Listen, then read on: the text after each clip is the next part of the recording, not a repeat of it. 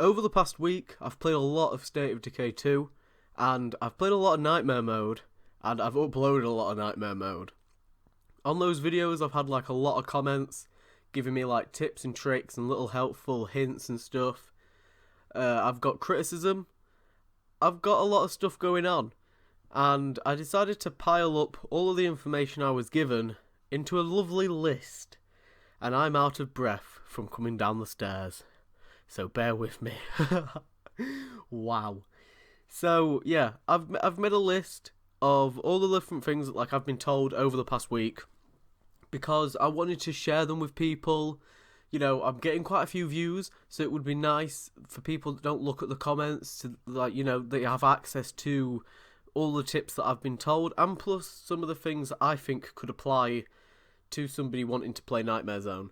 I'm not doing great on it, but I feel like I've learnt quite a lot, and I'm trying to apply those things to my playthrough.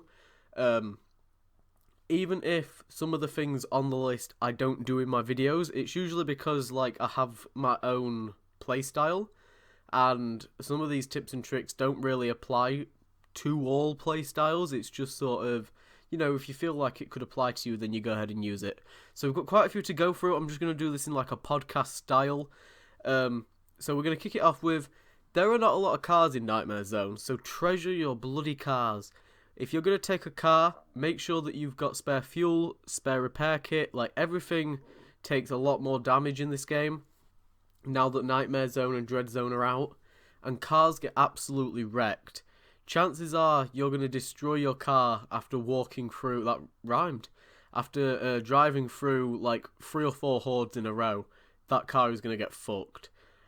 Make sure that you leave cars, if you're going to leave a car, make sure you leave it in like a spot that you can easily run to. Feel free to like store things in there, and something that I didn't know is that you can repair them after being destroyed, which is something that I did quite recently. I ended up blowing up an ambulance and repaired it, and it got me out of a scrape. So, there we go. There are way more freaks. Way more freaks. There's like 5 times the amount of freaks. And new hordes, freak hordes. I didn't think they were doing like feral hordes. Nope, they are. The most common ones that I seem to find are bloaters. There's a lot of bloaters in the game now. A lot of ferals and a lot of screamers. I don't see that many juggernauts, but when I do, they are still as terrifying as usual. And obviously the addition of Blood Plague juggernauts makes things a little bit more difficult. But just be aware that if you are going to go into Nightmare Mode as a beginner, as somebody that's not played it before, there are going to be a lot of freaks, and they do a hell of a lot of damage. A Juggernaut will take you down pretty fucking quick if he gets close enough to you. So, when you look at your map for the first time, you'll see that a lot of buildings are like blacked out and empty. I would say like roughly 40% of the map is blacked out. There are a lot of buildings that are just useless now. Sometimes you might go to them. I don't know if it's a glitch, but I because I've got a separate save that I practice Nightmare Zone and Dread Zone on. But like I have been into a building before and it's lit up suddenly and like, oh, look, it's not actually empty. You just needed to come here.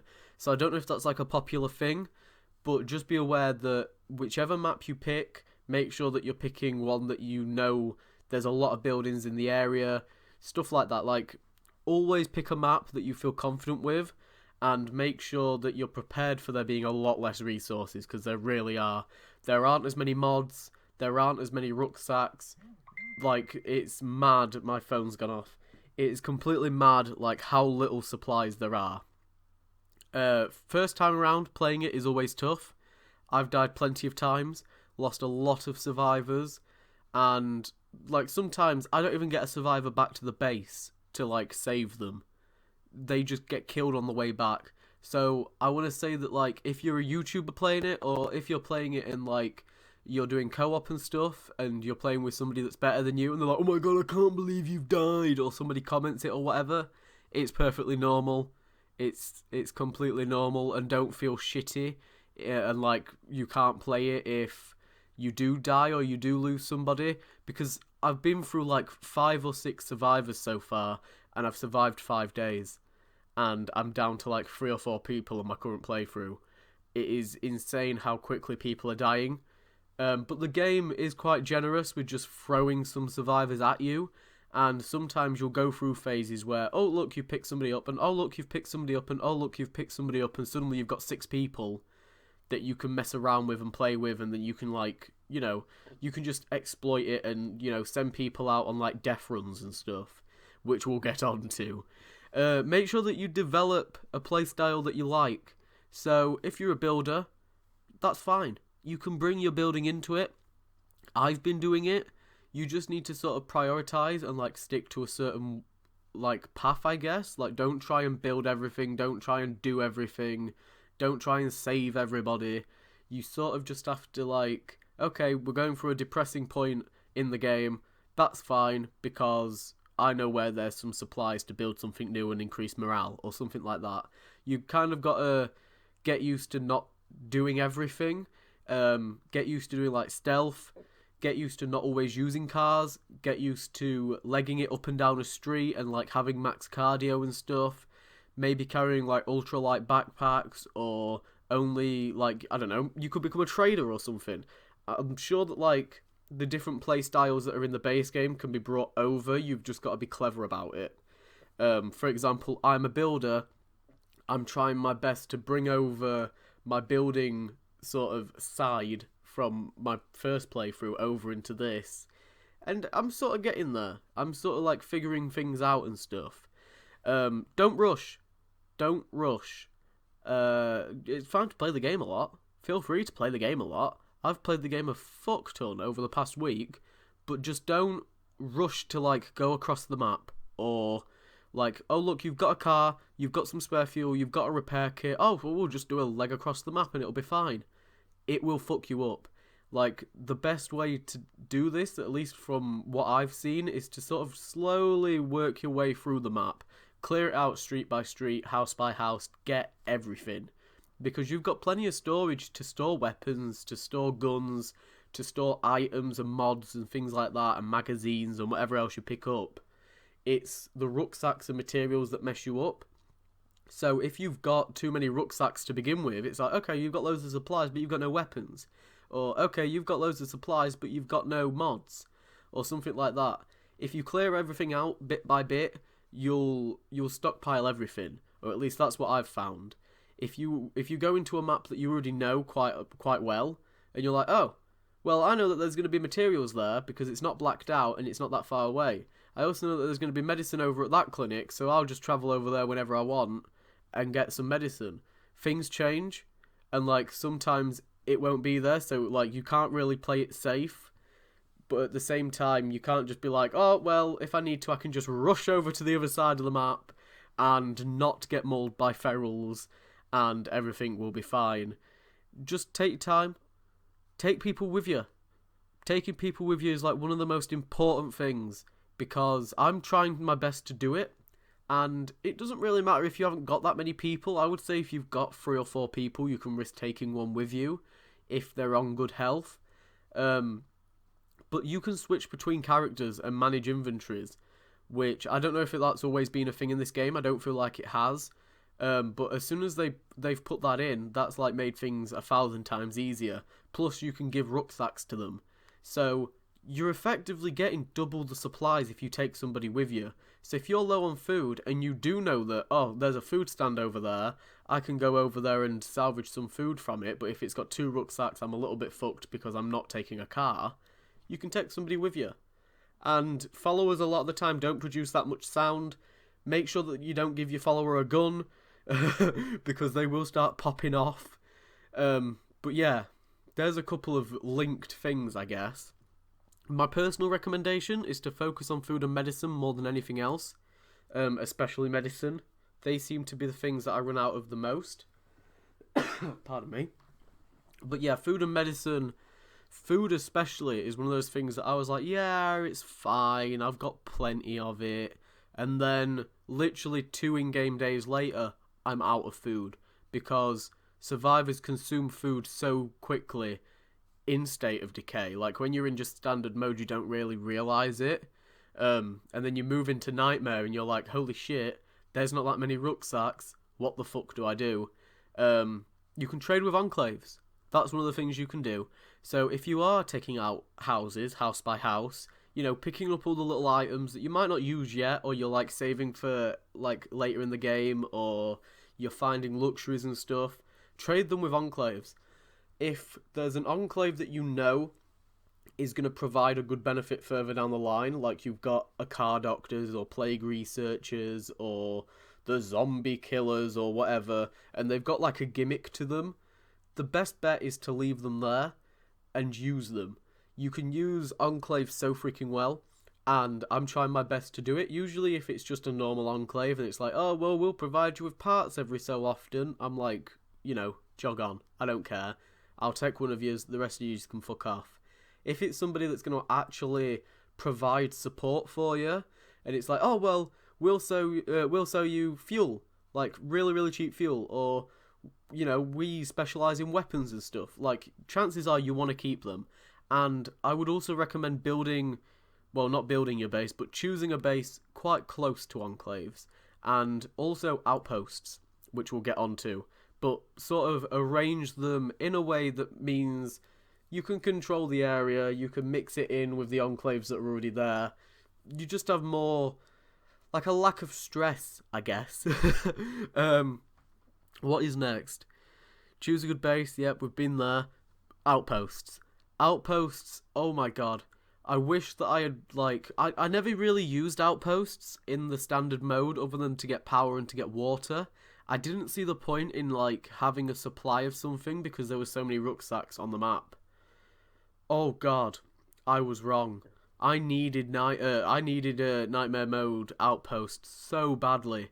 I should have just had them from the beginning, because if you've got 4 people, they're going to be using up 6 food, and you find one rucksack. One rucksack's going to give you 4 or 5 food, maybe 6 at a push. You better be finding rucksacks quick. Outposts ease that off a little bit more. So usually when you have a food outpost, for example, it'll give you a plus 1.5 food a day. So if you're losing 5, suddenly you're only going to be losing 3.5. It's not going to be as bad. And they are so useful. So useful. And you can switch characters there, and you can access the supply locker. So if you've positioned your base near enclaves, friendly enclaves that you plan on keeping there, and you then position your outposts, you could control a whole area and just be safe. Because zombies are going to spawn in the centre of that area, of whatever area you've decided to section off and take over. But the point is, if you get in trouble, you can run over to an outpost, switch character. You can run over to an enclave and get the AI there to help. It just benefits you. And I'm trying my best to do it on my playthrough. It's not going well, but I'm trying my best. And if I start up a new playthrough, then obviously I can take all the things that I've learned and apply it to that. What have we got next? Don't rush to do missions. I keep doing this. I keep rushing to do missions. Missions pop up and I'm like, oh look, people need my help. I'm going to go help them because I don't have a lot of people. And then I send somebody out, I do the mission, I gain somebody, I get back, and suddenly I'm half dead. Whereas before, if I'd just done a supply run or something, there's a higher chance that I would have been in better health, and it doesn't really benefit me. The only plus side to rushing to do survivor activity missions or to going out to help an enclave is literally just the progression of that enclave, or the possibility of the survivor activity mission giving you a rucksack or something.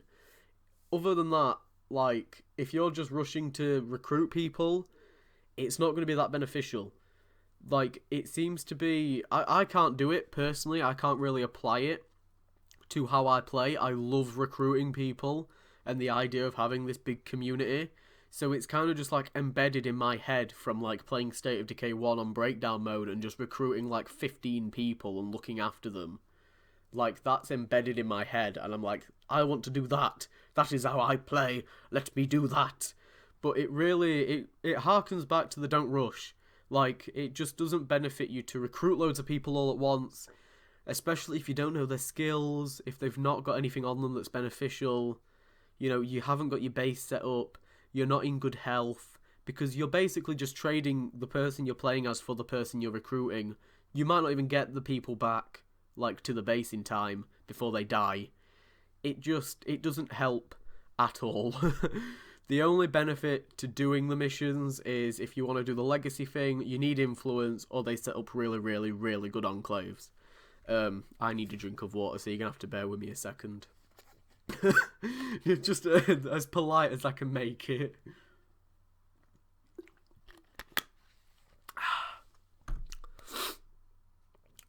We begin, or we continue.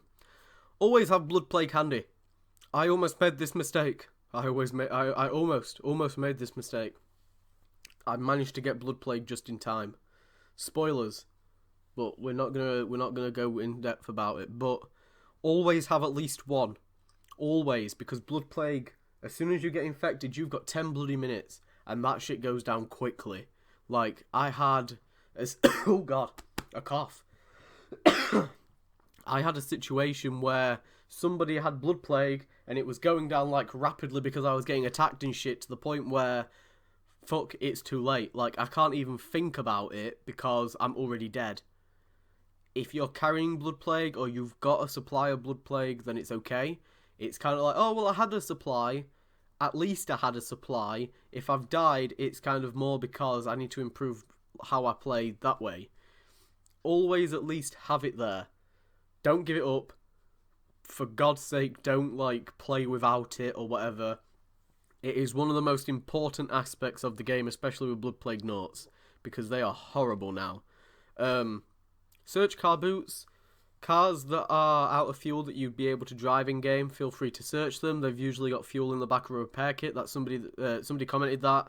I had no idea. Conveniently, I had just done it in a video.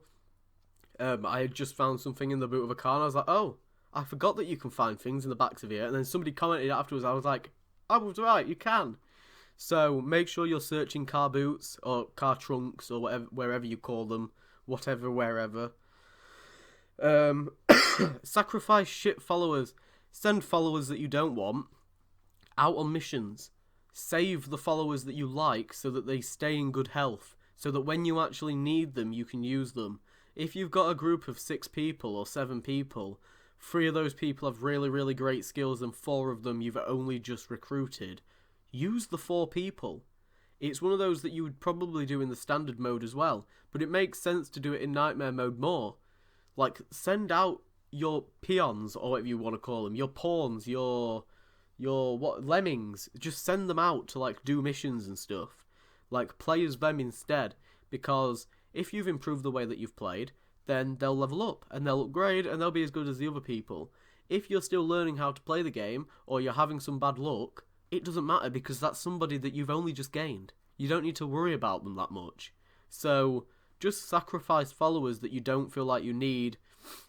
You know, some people might have low skills. If you need to, you know, give some people the chop, whatever. Now, don't forget about DLC. This is something I always do. I forget that there's DLC in the game. But Nightmare Mode makes it very, very difficult to earn influence. I've struggled a lot with earning influence, especially when you've got to use cars and shit and spawning stuff in. I don't know if they cost more influence in that, but one of the really, really good DLC things you can use is the Daybreak stuff. You can go into a completely separate mode, earn Daybreak influence, and just use it in your game, and you can use it to recruit people, to see a trader. It is one of the most useful things. I've not done it yet because I've not got a lot, but when I do get enough of it, I am going to be recruiting people, because it makes sense. The final thing I've got, it's a bit of a cheat, and I'm not going to do it because I don't like the idea of cheating like this, is you could take your characters, if you've got a friend that also plays State of Decay 2, but, you know, they're not playing on Nightmare Mode, they might be playing on Dread Zone or on the Standard Zone. You could take your Nightmare Zone characters into their game. I don't know if you can actually do it, I would assume you can, but this is a really, really, really easy way of cheesing up levels. You know, getting mods and things like that would help you out. It's not necessarily cheating, because it is something that's in the game, but it is quite an exploit. You're not, like, sort of being true to the difficulty of the game, I suppose. It's a lot different to inviting somebody else into your game. I would lean more towards that and inviting somebody else in and being in control of that and letting them, take their share of supplies or whatever, rather than going into somebody else's game and, getting loads of really, really easy high-level loot. But that is always an option if you're really, really, really struggling. It's just not how I play it. But feel free to do it if you can. I would assume you can. And yeah, that's it. That's the end of my list. That's all I've got. That's all I've got for you. That's it. Feel free to check out my playthrough.